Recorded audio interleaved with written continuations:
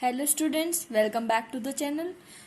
पिछले वीडियो में हमने इस चैप्टर के बारे में जो बेसिक कंसेप्ट थे, जो हमारे बेसिक कंसेप्ट थे वो सारे कवर अप किए थे उस वीडियो में। जो मेनली यूज थे इस एक्सरसाइज के लिए वो तो हमने वहाँ पे कवर अप पूरी तरह से कर लिए थे। आज हम एक्सरसाइज 3.1 के बारे में करेंगे, इसको कंप्लीट करेंगे एक्सरसाइज 3.1 को। स्टार्ट करते हैं without wasting time. Question number 1 की बात करते हैं। सबसे पहले इसमें क्या है, वर्ड प्रॉब्लम्स है। वर्ड प्रॉब्लम्स में आपको क्वेश्चन बहुत अच्छे से पढ़ना पड़ेगा ताकि आपको एक एक चीज़ समझ में आए कि वो कह क्या रहा है क्वेश्चन। मैं आपको बिल्कुल डिटेल में समझाऊंगी। पूरा क्वेश्चन आप बहुत अच्छे से समझना, आपको बहुत अच्छे से समझ में आएगा। हम स्टार्ट करते हैं क्वेश्चन नंबर 1 से। Aftab tales his daughter, Aftab ने अपनी डॉटर से कहा, 7 years ago, 7 साल पहले, I was 7 times as old as you, मैं तुम्हारी उम्र के 7 साल multiply by 7 years with your age, ठीक है। Also 3 years from now I shall be 3 times as old as you will be, represent this situation algebraically and graphically। उसने एक situation create करी अपनी डॉटर के सामने, उसने उसको बताया और फिर हमें क्वेश्चन में कहा गया है कि इसको रिप्रेजेंट करो एल्जेब्रिकली एंड ग्राफिकली। स्टार्ट करते हैं। आफ्ताब टेल्स हिज डॉटर, तो आफ्ताब ने अपनी डॉटर को कहा, यहाँ पे एज की बात चल रही है। सबसे पहले हम ये देखेंगे कि एज की बात चल रही है। हम क्या करेंगे, लेट कर लेंगे द प्रेजेंट एज जो अभी की एज है उसकी, ऑफ आफ्ताब बी एक्स। तो हमने आफ्ताब की एज को क्या मान लिया, एक्स मान लिया। ये 2 वेरिएबल्स वाला है तो अलग अलग वेरिएबल्स मानने पड़ेंगे। The present age of his daughter, तो उसकी डॉटर की एज कितनी है, वाई, हमने वाई मान ली। ये हमने खुद से माना है, हमें क्वेश्चन में नहीं दी गया, ये हमने खुद से माना है। उसने क्या कहा फिर, 7 year ago। 7 year ago हमने कहा 7 years ago। हम एक सिचुएशन पूरी तरह से अच्छे से क्रिएट करेंगे। उसने कहा 7 year ago, हमने 7 year ago देखा तो एज ऑफ आफ्ताब, तो 7 साल पहले एज ऑफ आफ्ताब की क्या होगी, अभी तो हमने माना एक्स है उसकी। 7 साल पहले क्या होगी, तो 7 माइनस कर देंगे उसमें से, तो उसकी 7 साल पहले की एज हमें पता चल जाएगी। मतलब x - 7, मतलब अभी की एज में से 7 माइनस कर दिया तो 7 साल पहले उसकी क्या एज थी, x - 7। उसकी डॉटर की एज क्या थी, y थी, अभी प्रेजेंट एज हमने मानी थी उसकी। अब उसकी डॉटर की एज क्या थी 7 साल पहले, y - 7। तो हमने यहाँ पे ऐसे लिख दिया कि 7 year ago उनकी एज ये थी, ठीक है। अब इतना क्वेश्चन था, तो अब क्या था, अकॉर्डिंग टू क्वेश्चन उसने क्या कहा कि I was 7 times as old as you were, कि मैं तुम्हारे से 7 गुना बड़ा था, जितने साल के तुम थे मैं तुमसे 7 साल बड़ा था। हमने क्या कहा, अकॉर्डिंग टू क्वेश्चन क्या था कि Aftab is equals to 7 into daughter, मतलब आफ्ताब की एज जितनी थी 7 गुना थी उसकी डॉटर की एज के। आफ्ताब की एज कितनी थी, x - 7, तब 7 साल पहले की बात चल रही है, x - 7 थी उसकी age, is equals to 7 into उसकी डॉटर की एज कितनी थी 7 साल पहले, y - 7। तो हमने यहाँ पे पुट कर दिया। अब क्या, इसको सॉल्व किया, x - 7 is equals to 7y - 49, इसकी मल्टीप्लाई करिए अंदर। अब यहाँ पे x y को इधर लेकर आ गए, -7y इज इक्वल्स टू -41। तो ये हमारी क्वेश्चन के अकॉर्डिंग पहली इक्वेशन हमें मिल गई है। ओके, आगे क्वेश्चन पढ़ते हैं। Also 3 years from now, 3 years from now मतलब वो अब अगले फ्यूचर की बात कर रहा है। I shall be 3 times as old as you will be, मैं जब तुम्हारी उम्र होगी अब से 3 साल बाद मैं तुम्हारे 3 टाइम्स होऊंगा, मतलब मेरी एज कितनी होगी, 3 से मल्टीप्लाई करना तब मेरी एज होगी। ये क्वेश्चन है हमारा आगे का, उसी हिसाब से हमने कंडीशन बनानी है।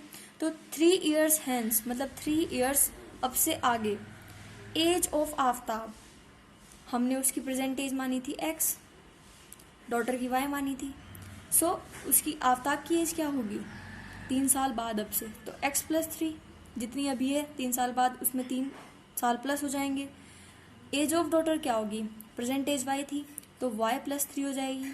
नाउ अकॉर्डिंग टू क्वेश्चन में उसने क्या कहा कि आफ्ताब की एज कितनी है, 3 इंटू डॉटर, जितनी डॉटर की एज, आफ्ताब की एज क्या है, जितनी डॉटर की एज है उसमें मल्टीप्लाई करो 3 से, 3 टाइम्स है डॉटर की एज के। सो आफ्ताब की एज कितनी है, x + 3 अब से 3 साल बाद is equals to 3 into daughter की एज कितनी है अब से 3 साल बाद, y + 3, तो उसको यहाँ पे पुट कर देंगे। Then x + 3 is equals to 3y + 9। So अब सॉल्व करेंगे इसको, x यहाँ पे -3y इधर आ गया इज इक्वल्स टू ये इधर गया -3, देन 6, तो ये हमें क्या मिली, सेकेंड इक्वेशन मिल गई। यहाँ से हमें सेकेंड इक्वेशन मिल गई। अब हमें क्वेश्चन में क्या कहा था कि एल्जेब्रिकली रिप्रेजेंट करो एंड ग्राफिकली रिप्रेजेंट करो। सो एल्जेब्रिकली रिप्रेजेंट करते हैं सबसे पहले, तो x - 7y is equals to -42, ये हमारी पहली इक्वेशन थी। x - 3y is equals to 6, ये हमारी सेकेंड इक्वेशन थी। सो इस तरीके से जब हम रिप्रेजेंट करते हैं तो उसको हम कहते हैं एल्जेब्रिकली रिप्रेजेंट, उसको हम कहते हैं एल्जेब्रिकली रिप्रेजेंट। तो ये तो हमारा एल्जेब्रिकली रिप्रेजेंट हुआ। नाउ हम ग्राफिकली रिप्रेजेंटेशन की बात करते हैं, क्योंकि हमें क्वेश्चन में दोनों दिखाने हैं। सो अब हम ग्राफिकली रिप्रेजेंटेशन की बात करते हैं।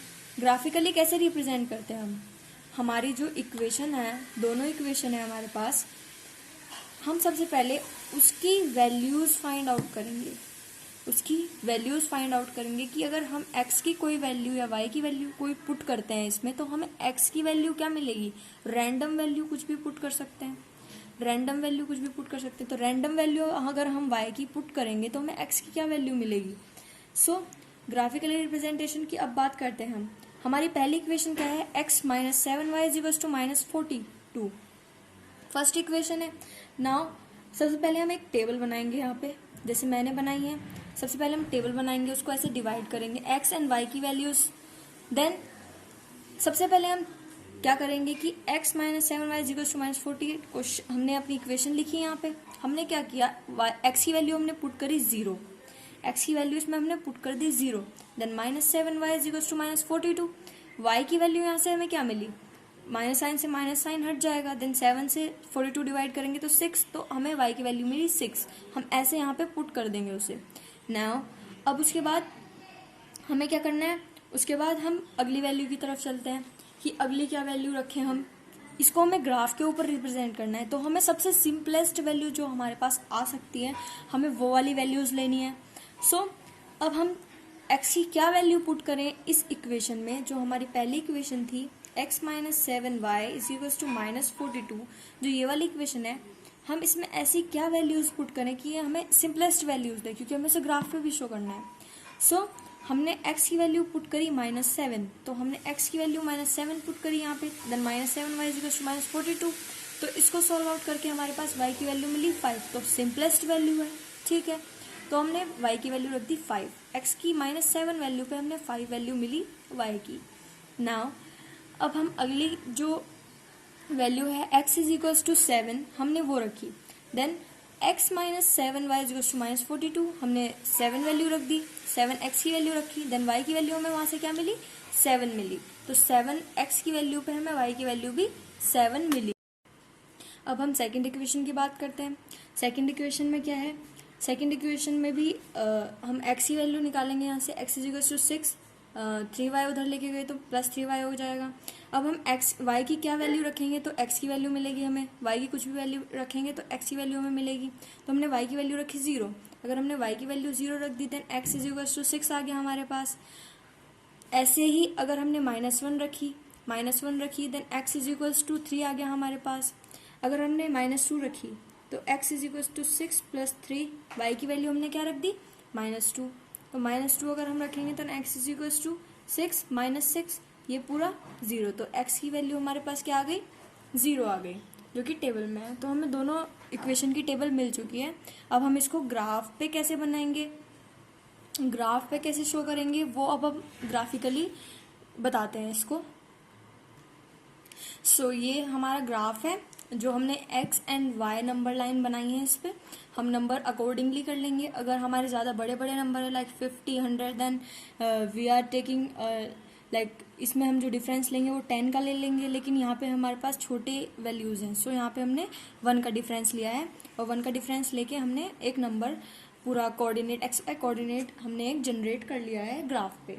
सो इसी तरह से आपको भी रिप्रेजेंटेशन दिखानी है एग्ज़ाम में, वो बहुत ही लाइक अच्छी लगती है। और कभी भी ग्राफ के ऊपर पेन से वर्क नहीं करना है, ठीक है, पेन से वर्क नहीं करना है आपको, कभी भी ग्राफ के ऊपर पेंसिल का ही यूज़ करना है। सो हमारी जो इक्वेशन आई थी उसकी हमने टेबल बनाई थी, लाइक हमारी जो टेबल्स थी वो कुछ इस तरीके से थी। पहली वाली इक्वेशन की जो टेबल थी एंड सेकंड वाली इक्वेशन की जो टेबल थी वो दोनों मैंने ऐसे बना ली हैं। सो ये हमारी इक्वेशन की टेबल थी। सो सबसे पहले हम रिप्रेजेंट करते हैं पहली वाली इक्वेशन को लेके। नाउ एक्स एंड वाई की वैल्यूज़ हैं मेरे पास डिफरेंट। नाउ सबसे पहले एक्स की वैल्यू क्या है, 0 है। एक्स की वैल्यू क्या है, 0 एंड वाई की वैल्यू क्या है, 6 है। सो एक्स की वैल्यू 0 है एंड वाई की वैल्यू 6 है, तो हमें पॉइंट कहाँ पे मिलेगा, यहाँ पे मिलेगा। पॉइंट कहाँ पे मिलेगा, यहाँ पे मिलेगा। X 0 and Y 6, X 0 and Y 6, हम एक पॉइंट मार्क करेंगे यहाँ पे, then X 0 and Y 6। Okay, now next point क्या है हमारे पास, एक्स की वैल्यू है -7, एक्स की वैल्यू -7, -7 किधर है, एक्स इधर पॉजिटिव इधर नेगेटिव, तो -7 कहाँ है, यहाँ पे है। एंड वाई की वैल्यू क्या है उसके ऊपर, 5 है, तो वाई की वैल्यू 5 पॉजिटिव ऊपर जाएंगे। सो ये पॉइंट हमें यहाँ पे कहीं मिलेगा, ये पॉइंट -7 एंड 5, तो यहाँ पे कोई पॉइंट मिलेगा ये हमें। पहला पॉइंट यहाँ पे मिला एंड नाउ सेकंड पॉइंट हमें यहाँ पे मिला। सेकंड पॉइंट क्या है हमारा, सेकंड पॉइंट है हमारा -7, 5, एक्स कोऑर्डिनेट हमारा -7 है एंड वाई कोऑर्डिनेट हमारा 5 है। सो एक पॉइंट यहाँ पे मिला, एक पॉइंट यहाँ पे मिला हमें। नाउ अगला पॉइंट क्या है, 7, सो एक्स भी 7 है हमारा, यहाँ पे एक्स भी 7 है एंड वाई भी 7 है। सो यहाँ पे एक्स 7 एंड वाई भी 7, यहाँ हमारा पॉइंट मिलेगा हमें 7, सो यहाँ पे हमें 7, मिल गया, तो 3 पॉइंट मिल गए हमें। अब 3 पॉइंट हमें मिले हैं, सो इससे हमें एक लाइन मिलेगी जब हम इन तीनों पॉइंट को मिलाएंगे, सो इससे हमें एक लाइन मिलेगी जो हमारी एक स्ट्रेट लाइन होगी लीनियर इक्वेशन की। सो ये हमारी पहली इक्वेशन की लाइन मिल चुकी है हमें। सो ये हमारी फर्स्ट इक्वेशन की रिप्रेजेंटेशन थी।